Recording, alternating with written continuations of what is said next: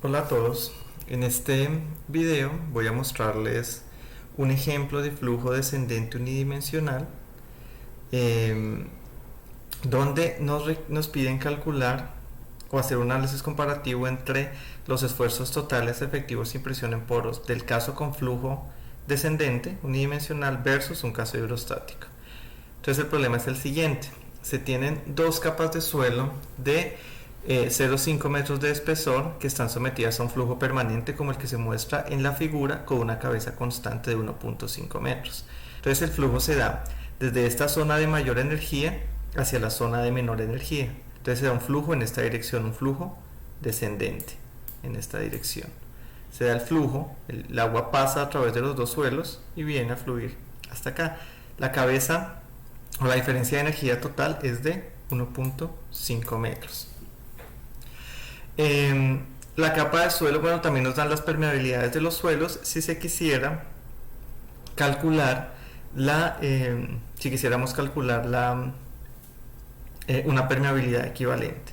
Entonces lo primero que nos piden es dibujar la cabeza total piezométrica de elevación para esta condición de flujo, que es la parte A. En la parte B nos piden calcular la presión de poros en los puntos B y C, es decir, el punto B es el punto que queda justo en la parte inferior del suelo 2, el punto A en la parte superior del suelo 1 y el punto C en la interfase de los dos suelos. Y en la parte C nos dicen que calcule y dibuje la variación de esfuerzo total, esfuerzo efectivo y presión de poros en profundidad para este suelo, y luego comparar con comparar con el caso hidrostático para los puntos B y C. Y aquí nos dan los pesos unitarios totales. Del suelo 1 es 20 kN metro cúbico y del suelo 2 es 19 kN metro cúbico. ¿Listo? Entonces empecemos dibujando la cabeza total. Muy grande. Empecemos dibujando las cabezas de energía para este problema. Entonces reitero, aquí tenemos un flujo. Es un flujo descendente que se da en la dirección vertical por la misma disposición que tiene nuestro modelo. Entonces tenemos una zona aquí, en esta parte de acá que estoy señalando, tenemos mayor energía, aquí tenemos menor energía. Entonces el flujo se da de la zona de mayor energía, el agua fluye de la zona de mayor energía a la zona de menor energía. Recordemos que para este tipo de modelos las pérdidas solamente se dan por el flujo del agua a través del suelo. En este caso las pérdidas se darán en el flujo de AC y de C a B, pero no habrá pérdidas en el flujo desde D hasta A, es decir, de la superficie del agua en la parte más alta hasta A. Aquí no hay suelo, aquí el agua solamente fluye a través de agua, es decir, no hay suelo. Lo mismo que sucede entre B y esta salida aquí, que podríamos llamarlo un punto E. Llamémoslo por acá un punto E, para tener una referencia. Entonces, entre A y D no hay pérdidas y entre B y E tampoco hay pérdidas. Entonces con esa información ya se puede pasar a dibujar la energía en cada uno de la energía total, la energía de posición, la cabeza de posición y la cabeza de presión para nuestro sistema, para nuestro modelo de flujo.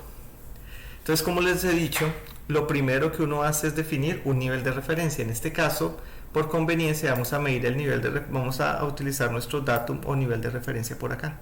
Datum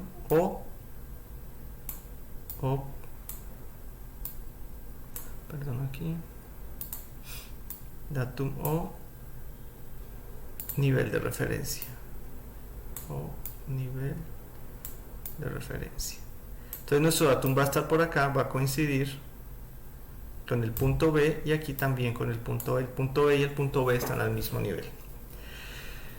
Entonces empecemos a dibujar. El orden en el que normalmente se hace, el orden en el que yo recomiendo es primero dibujar la cabeza total, luego dibujar la cabeza de posición de elevación y finalmente restar la cabeza total menos la cabeza de posición para definir la cabeza piezométrica. Esa cabeza piezométrica es importante porque con ella se calcula la presión de poros.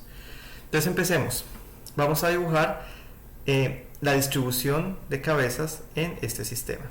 Entonces para eso dibujamos en el eje vertical la elevación, es decir, la posición respecto al nivel de referencia de los diferentes puntos en este modelo. Aquí estará el punto A, aquí estará el punto C, aquí estará el punto B, que coincide con el nivel de referencia y el mismo nivel del punto E. Listo, con eso dibujamos perdón, el eje Y vamos a tener la elevación la posición. ¿Listo? Mientras que la energía, las cabezas de energía, vamos a dibujarlas en el eje horizontal, en el eje X. Entonces, para cada posición sobre el eje Y vamos a tener una cabeza piezométrica, una cabeza de presión y una cabeza total. ¿Listo? Entonces el primer paso es dibujar la cabeza total. En este caso la cabeza total está definida por esta línea que es línea, punto, punto, línea, punto, punto. Entonces empecemos. En el punto D, la cabeza total, si nuestro nivel de referencia está acá, la cabeza total, la energía total que vamos a tener aquí va a tener una cabeza de 1.5 metros, ¿cierto? De aquí a aquí es 1.5 metros, ¿verdad? Listo. Entonces, en el flujo de D hacia A, ahí no hay suelo, entonces no hay ningún tipo de pérdidas. Entonces, entre D y A, la cabeza total se mantiene como 1.5, es decir, aquí en el punto A voy a seguir teniendo 1.5 de cabeza total, porque entre D y A se mantiene esa cabeza, no hay pérdida de energía. Recuerden que las pérdidas de energía se dan solamente cuando el agua circula o fluye a través del suelo. Entonces ahora miremos, listo, conocemos lo que pasa en A. No sabemos muy bien qué pasa entre A y C y entre C y B. Sabemos que hay una pérdida, pero para continuar con el problema a nosotros se nos facilita o conocemos la presión la energía en el punto E, ¿cierto? Sabemos que en el punto E, donde está nuestro nivel de referencia, aquí está a presión atmosférica. Entonces aquí la energía que se tiene va a ser cero. Aquí no hay presión de agua, tampoco hay cabeza de posición, ambas son cero. Entonces la energía total aquí va a ser cero, esa la conocemos. Y si nosotros nos movemos desde el punto E hasta el punto B, donde no hay pérdidas, la cabeza total, la energía total en E va a ser igual a la energía total en B, es decir, va a seguir siendo cero. Entonces nosotros conocemos la energía total en el punto B, la cabeza total en el punto B, que es 0 metros. Entonces, este esquema está en metros. Entonces, para definir la variación entre el punto A y el punto B, lo que hacemos es asumir que esa pérdida es una pérdida lineal, sea de forma lineal. Entonces unimos con una línea recta la energía que habíamos definido, energía de la cabeza total que habíamos definido en el punto A, con la energía que acabamos de definir en el punto B. Entonces unimos con una línea recta y así sabemos, o conocemos nuestra distribución de energía total, o cómo se da esa pérdida de energía total en la columna de suelo. Miren que a pesar de que son suelos diferentes, la pérdida de energía se da, es decir, yo uno con una sola línea recta aquí a pesar de tener varios suelos. Yo solamente asumo que esa pérdida, cuando el agua fluye a través de un suelo, se da de una forma lineal. ¿Listo? Entonces ya conocemos la energía total. Ahora pasemos a dibujar lo siguiente, que es más fácil de conocer, que es la energía o la cabeza de posición, que la vamos a ver con estas líneas aquí discontinuas. Aquí está, cabeza de posición, las líneas discontinuas. Entonces así es muy fácil. La posición para el punto B pues va a ser 0. La posición para el punto C, perdón, que está por acá, 0.5. Sabemos que la posición de ese punto, la cabeza de posición, pues va a ser 0.5, ¿cierto? Para el punto A, que está a 1 metro, por acá 1 metro, el punto A, esa va a ser 1, está a 1 metro de altura, ¿cierto? Y finalmente para el punto D, que está a 1.5, pues va a ser 1.5. Entonces esa línea es muy fácil de dibujar. Aquí uno de los puntos, ¿sí? Llego a esta cabeza de posición. Entonces, definido esto, el cálculo de la cabeza de presión, la cabeza piezométrica, pues va a ser muy sencillo. Va a ser, acuérdense que la energía total H, o como la quieran llamar, H, bueno, hay gente que la pone H minúscula, es igual a la cabeza piezométrica, H, cabeza piezométrica, más la posición. Y entonces, como yo conozco esta y conozco esta, simplemente voy a decir que la cabeza H sub P, cabeza piezométrica, va a ser igual a la cabeza total menos la de posición. Entonces, en este caso, para este problema, simplemente voy a restar. Por ejemplo, aquí a 1.5 metros a 1.5 metros en el punto de 1.5 de elevación, ¿a qué va a ser igual la cabeza total? Pues a 1.5, ya lo habíamos calculado, menos la cabeza de posición que es 1.5, entonces mi cabeza piezométrica será 0. Ahora aquí en el punto A, ¿qué tengo? Tengo que la cabeza total sigue siendo 1.5, no hay pérdidas, y ahora la cabeza de posición pues va a ser 1, ¿cierto? La cabeza de posición, ese punto está a 1 metro respecto al nivel de referencia, entonces va a ser 1.5 que tengo acá menos 1 que tengo acá, voy a tener 0.5 acá de cabeza piezométrica. La cabeza piezométrica la dibujo con esta línea continua, entonces 1 con una línea recta, la cabeza piezométrica que conozco en ambos puntos, en el punto D y en el punto A, y ya tengo la variación de la cabeza piezométrica entre D y A, ¿cierto? Pues que tiene sentido, solamente si la presión se va incrementando proporcionalmente, porque solamente tengo agua. Ahora miremos qué pasa en la zona donde hay pérdidas. Aquí ya empieza a cambiar. Si nosotros estuviéramos en un caso hidrostático, pues la presión del agua seguiría aumentando, ¿cierto? Pero aquí no. En este caso, como tengo flujo y eso hace que mi condición de esfuerzos efectivos cambie, miren que eso se ve reflejado en la cabeza piezométrica. Miren ahora, por ejemplo, vámonos a 0.5 metros en el punto C, ¿cierto? En el punto C, yo podría calcular acá, haciendo relación de triángulos, mi cabeza total, ¿cierto? Si yo sé que aquí está 1.5, si hago aquí relación de triángulos, es decir, un triángulo aquí con este triángulo grande hasta aquí, hasta A, y luego cojo un triángulo pequeño que venga aquí hasta 0.5, yo encontraría que la cabeza total aquí es 0.75. Ustedes ya lo harán después, revisarán calcularán ese valor, pero eso va a 0.75. Entonces la cabeza total aquí es 0.75 y la cabeza de posición en C pues va a ser 0.5, porque está a 0.5 sobre nuestro nivel de referencia. Entonces 0.75 menos 0.5 me da que aquí la cabeza de presión es 0.25, ¿cierto? En este punto. Y finalmente aquí en B yo tengo que la cabeza total es 0, la cabeza de posición es 0, entonces mi cabeza de piezométrica, mi cabeza de presión será 0. Entonces uno de los puntos, y así llego a definir que la cabeza piezométrica la cabeza de presión es esta línea continua que tengo acá. Miren que ella llega a su máximo en 1 y luego por efecto de ese flujo descendente que estoy teniendo, flujo hacia abajo, ese flujo descendente hace que esa presión de poros sea inferior, como ya veremos al caso hidrostático. Entonces listo, ya hecho este punto, vamos ahora a resolver la parte B. En la parte B nos solicitan calcular la presión de poros en los puntos B y C. ¿Se acuerdan? Nosotros hemos visto que, bueno, nos lo piden en el punto B y en el punto C. Punto C en la interfase de los dos suelos, en el punto B en la parte baja del suelo 2. Entonces, ¿se acuerdan que habíamos visto que la presión de poros en un punto era igual al peso unitario del agua multiplicado por la cabeza piezométrica en ese punto, ¿cierto? Entonces nosotros ya conocemos las cabezas piezométricas, conocemos la cabeza piezométrica en C, conocemos la cabeza piezométrica en B, entonces ya calcular la presión de poros en esos puntos pues va a ser muy sencillo. La cabeza total, entonces nos están pidiendo, bueno, listo, calculemos la cabeza total en C, ya la habíamos calculado, es 1.5, hacemos aquí relación de triángulos, puede ser, o esta pendiente la conocemos. De cualquier forma calculamos que en C la cabeza total es 0.75. Sabíamos que, como lo acabamos de hacer, que la cabeza de posición en punto C es de 0.5, entonces la cabeza piezométrica es 0.25, lo acabamos de hacer. Listo. La conocemos y sabemos ahora que la presión de poros en el punto C va a ser la cabeza piezométrica multiplicada por el gamma del agua. Entonces conocemos la cabeza piezométrica 0.5, el gamma del agua es 9.8 kN metro cúbico, entonces llegamos a que la presión de poros en el punto C es 2.45 kN por metro cuadrado, 2.45 kilopascales.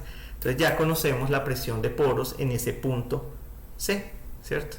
Y fíjense que esa presión de poros, reitero, la estamos calculando con base en la cabeza piezométrica. La presión de poros es simplemente la cabeza piezométrica multiplicada por la presión de poros. Acuérdense cuando ajustamos la ecuación de Bernoulli. Ahora miremosla para el punto B.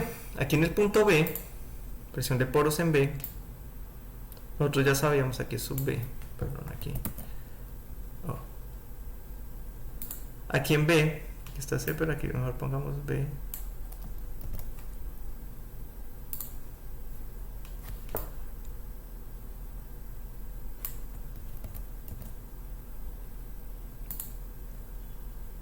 Es un poco difícil con este software. Pero en el punto B, esa presión de poros va a ser la cabeza piezométrica en B, que era 0, parece que la calculamos acá, multiplicada por el gamma del agua, entonces ahí tenemos una presión de poros de 0 kilonewton por metro cúbico, 0 kilopascales. Entonces miren cómo se calculan las presiones de poros a partir de las cabezas piezométricas. Ahora en la parte C nos dicen calcule y dibuje la variación del esfuerzo total, efectivo y presión de poros en profundidad y compare con el caso hidrostáticos en los puntos B y C, y nos dan el peso unitario del suelo 1, peso unitario total que es 20 kilonewton metro cúbico, y del suelo 2 que es 19 kilonewton metro cúbico. Entonces dibujemos primero el caso con flujo, que es este de acá, flujo, y este es el caso estático. Entonces empecemos con el caso con flujo. Entonces empecemos dibujando la presión de poros. Empecemos dibujando el esfuerzo total. Entonces el esfuerzo total, la presión, empecemos con la presión de poros. La presión de poros en el punto A es 0, aquí la cabeza piezométrica es 0, ¿cierto? Entonces es 0, aquí. Y en el punto A, cuando ya hemos bajado 0,5 metros, pues va a ser 0,5, que es el espesor, de aquí a aquí hay 0,5, multiplicado por el gamma del agua, entonces es 4,9 kilopascales, ¿cierto? Entonces en ese punto vamos a tener una presión de poros de 4,9 kilopascales, ¿listo? Que en ese caso, como aquí no hay suelo todavía, solamente hay agua, esa presión de poros va a ser igual al esfuerzo total en la zona donde tenemos el agua sobre el suelo.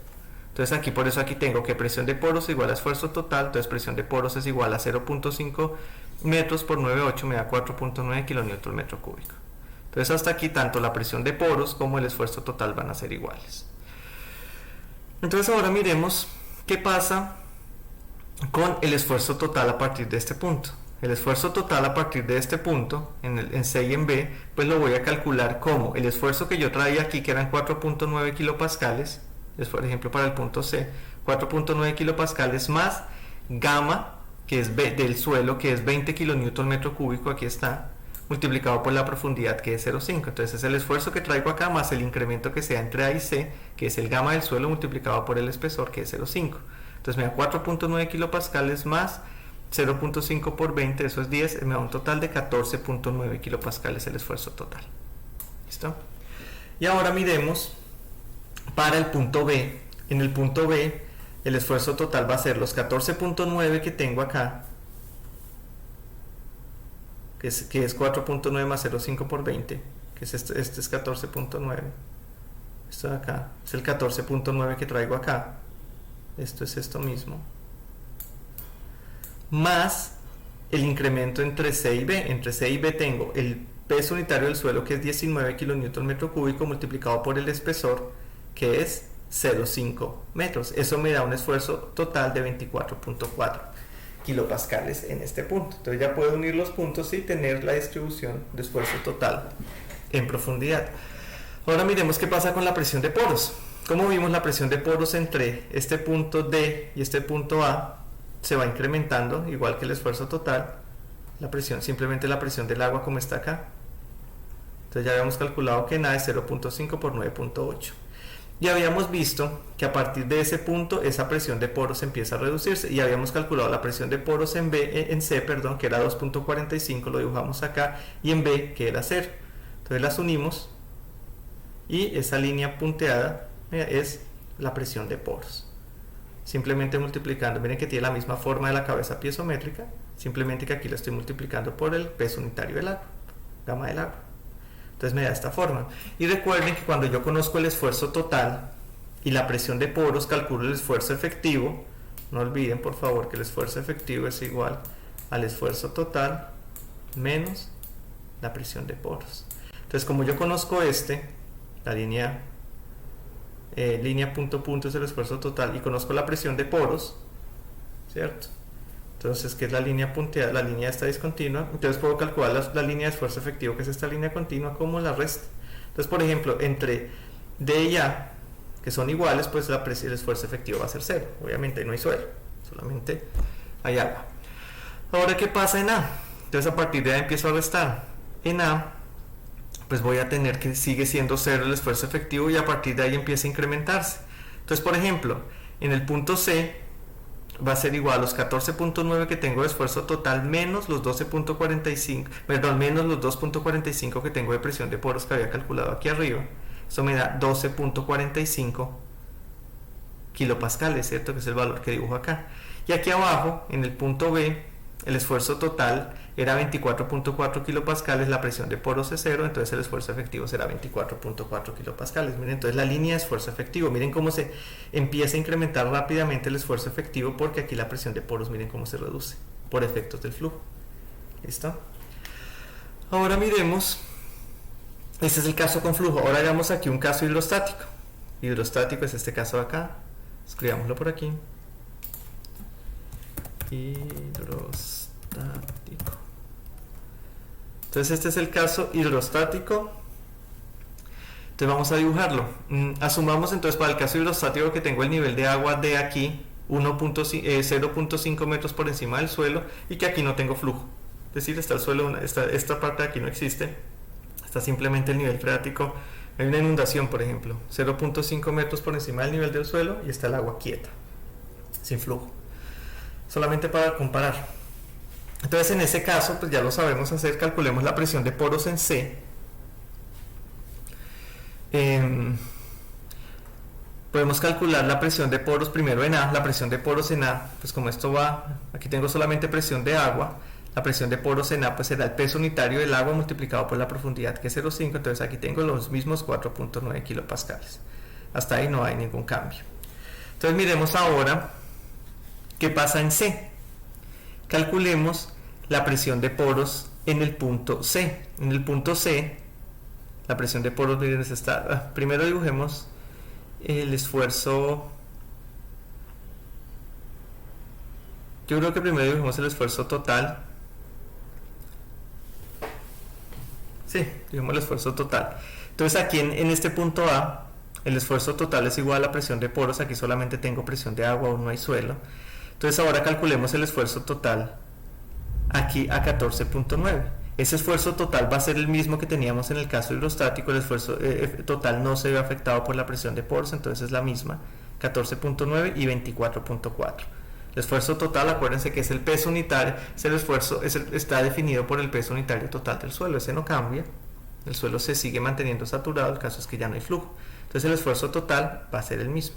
¿Listo? Por eso aquí no se calcula, sino simplemente lo reproduzco. Ahora miremos qué pasa con la presión de poros. En este caso la presión de poros ya no va a tener esa tendencia que tiene acá, sino que es un caso hidrostático. Olvídense de esto. En ese caso hidrostático, pues la presión de poros se sigue aumentando. Entonces en el punto C yo voy a tener una presión de poros que va a ser igual al peso unitario del agua multiplicado por el espesor del agua. Hasta en el punto C tengo un metro de agua, ¿cierto? En el punto C tengo estos 0.5 metros entre A y C, y estos 0.5 metros entre A y D. Entonces tengo un metro de agua. Eso me da una presión de poros de, en el punto C, de 9.8 kilopascales. Y en el punto B ya tengo 1.5 metros de agua. Entre B y D tengo 1.5 metros de agua. Entonces el esfuerzo, la presión de poros en B va a ser 1.5 por 9.8, me da 14.7 kilopascales. Y, vamos a esto más grande, y, a ver, aquí está, 1.5 por 9.8, 14.7 kilopascales. Y el esfuerzo efectivo en el punto C, ¿a qué va a ser igual? Listo, ahora ya tengo mi esfuerzo total. Recuerden que es el mismo que en el caso con flujo, ese no cambia. La presión de poros es la que efectivamente cambia, y al cambiar la presión de poros, pues cambia el esfuerzo efectivo. Entonces igual, para calcular el esfuerzo efectivo, vamos a restar el esfuerzo total menos la presión de poros. En el punto A, bueno, entre A y D el esfuerzo total y la presión de poros son iguales, entonces aquí el esfuerzo efectivo es 0, tiene sentido, ahí no hay suelo. En el punto A, todavía el esfuerzo total es igual a la presión de poros, entonces la presión de poros, perdón, el esfuerzo efectivo es 0. Ahora en el punto C, el esfuerzo total era 14,9. Recuerden, igual que aquí en el caso con flujo, el esfuerzo total no se ve afectado por el flujo. Tengo un esfuerzo de 14,9, pero una presión de poros que calculamos de 9,8, solo un metro de agua. Eso me da un esfuerzo efectivo de 5,1 kilopascales. Y para el punto B, tengo los mismos 24,4 kilopascales de esfuerzo total, pero la presión de poros ahora es 14,7 kilopascales, es mayor. Si yo resto, me da un esfuerzo efectivo de 9,7 kilopascales. Entonces miren la diferencia acá. Miren cómo, por el caso de yo tener un flujo descendente hacia abajo, como aquí la presión de poros se va reduciendo con profundidad, mientras que aquí la presión de poros pues continúa aumentando, como es en un caso hidrostático. Si yo tengo más cabeza de agua, pues al tener más agua encima, pues la presión de poros simplemente aumenta cuando está quieta, cuando es estática. Entonces miren acá como este esfuerzo efectivo, por ejemplo, en el punto C, este esfuerzo efectivo es menos de la mitad. Aquí tengo 5,1, aquí tengo 12,45, es menos de la mitad en el caso hidrostático con respecto al caso con flujo descendente. Y miren en el punto B, que es nuevamente bastante menos de la mitad. Aquí tengo 9,7 en el caso hidrostático, mientras que en el caso con flujo tengo 24,4 kilopascales. Eso implica que los esfuerzos efectivos en el caso, en la condición con flujo descendente, recuerden, descendente, en flujo ascendente es otra cosa, en flujo descendente voy a tener una condición de esfuerzos efectivos mayores, es decir, va a ser una condición favorable. ¿Y por qué va a ser favorable?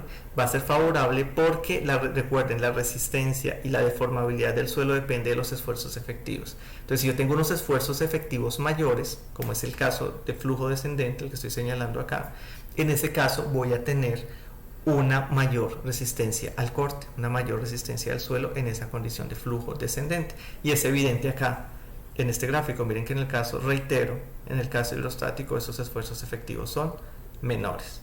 Eso es lo que escribo aquí en la comparación. La presión de poros en los puntos B y C generada por el flujo es menor que la hidrostática. Por lo tanto, los esfuerzos efectivos cuando se tiene flujo descendente son mayores, lo que se traduce en una mayor resistencia al corte del suelo. Entonces, por favor, no olviden esto. Yo sé que los cálculos son muy sencillos, pero es clave, muchachos, que ustedes sepan hacer esos análisis comparativos. Gracias.